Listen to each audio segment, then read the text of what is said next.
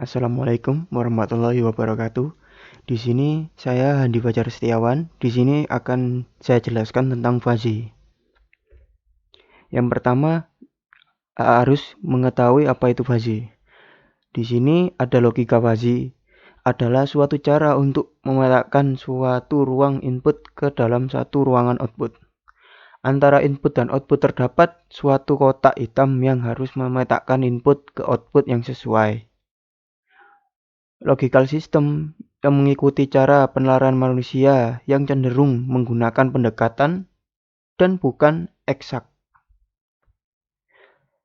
Selanjutnya, untuk yang secara umum, fuzzy itu disebut sistem fuzzy yang sangat cocok untuk penelaran pendekatan terutama untuk sistem yang menangani masalah-masalah yang sulit.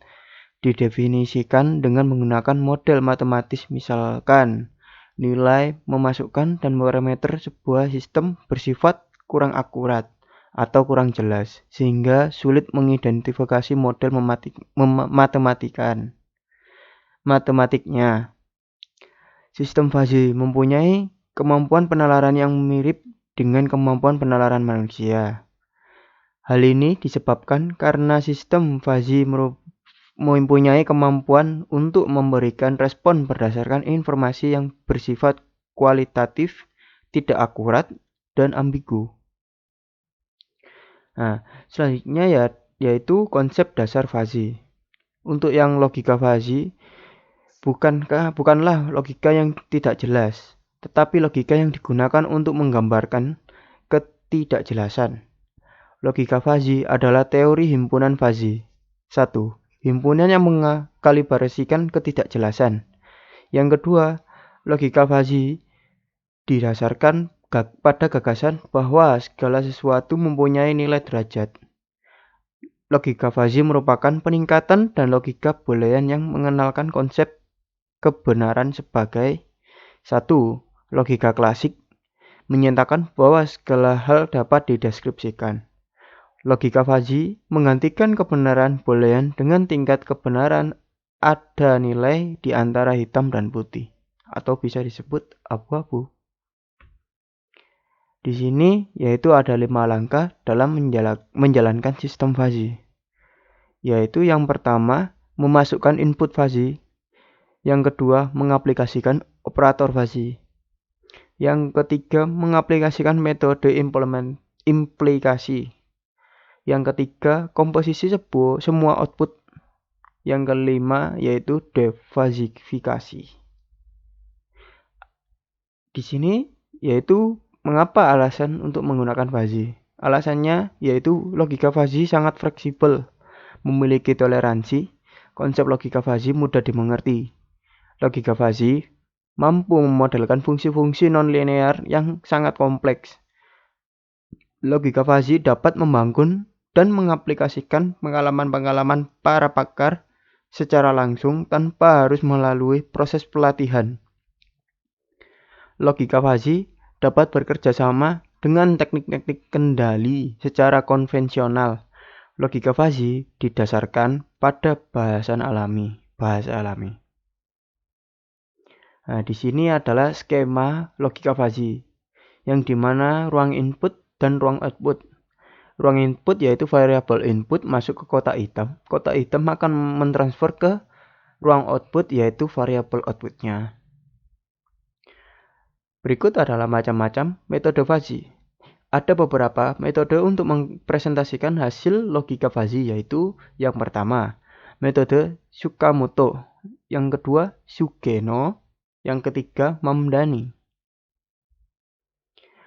Untuk yang metode Tsukamoto merupakan perluasan dari penalaran monoton. Pada metode Tsukamoto, setiap konsekuensi pada aturan yang berbentuk if-then harus dipresentasikan dengan suatu himpunan fuzzy dengan fungsi keanggotaan yang monoton. Sebagai hasilnya, output hasil inferensi dan tiap-tiap aturan diberikan secara tegas berdasarkan predikat hasil akhir yang diperoleh dengan menggunakan rata-rata berbobot. Metode Tsukamoto yang memiliki rumus yaitu untuk menghitung average atau metode rata-ratanya. Yang kedua yaitu metode Sugeno. Pada metode Sugeno memiliki dua model, yaitu model ordo 0 dan model ordo 1. Pada model ordo 0 secara umum adalah if x1 is a1i, cos O x2 is a2i, dan begitu selanjutnya. Dan Z sama dengan K, dengan AI adalah himpunan fuzzy ke I sebagai antecedent dan K adalah suatu konstanta sebagai konsekuen. Pada model ordo 1 secara umum adalah if dan Z sama dengan P1 kali X1 dengan AI adalah himpunan fuzzy ke I sebagai antecedent dan PI adalah suatu konstanta ke 1 dan H juga merupakan konstanta dalam konsekuen. Apabila komposisi aturan menggunakan metode Sugeno, maka defasikan dilakukan dengan cara menilai rata-ratanya. Berikut adalah metode Mamdani. Saat melakukan evaluasi atau dapat mesin inferensi, metode Mamdani merupakan fungsi min dan komposisi antara rule menggunakan fungsi mak untuk menghasilkan himpunan fuzzy baru. Proses defasifikasi pada metode Mamdani menggunakan metode centroid dengan rumus berikut, yaitu metode yang akan mengambil titik tengah atau center area. Di sini saya akan menjelaskan dan memberikan contoh studi kasus fuzzy logic untuk menentukan penjualan rumah dengan metode Mamdani. Langkah yang harus dilakukan yaitu identifikasi masalah, ruang lingkup, pengumpulan data, pengolahan data. 1. Membentuk himpunan. 2. Membentuk aturan fuzzy. 3. Inferensi model fuzzy. Yang keempat, penegasan, yaitu bisa disebut dengan defasifikasi. Yang selanjutnya, hasil bahasan dan penarikan kesimpulan.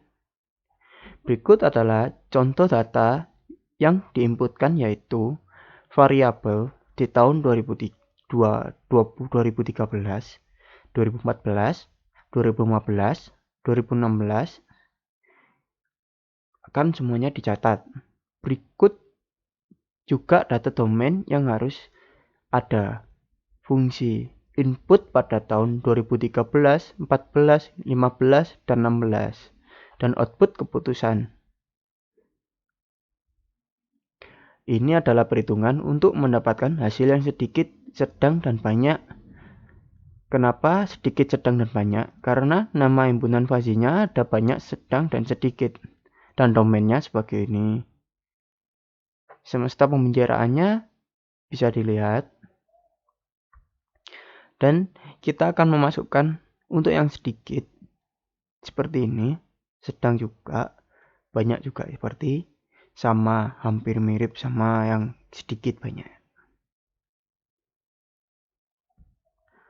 Nah, ini untuk perhitungan.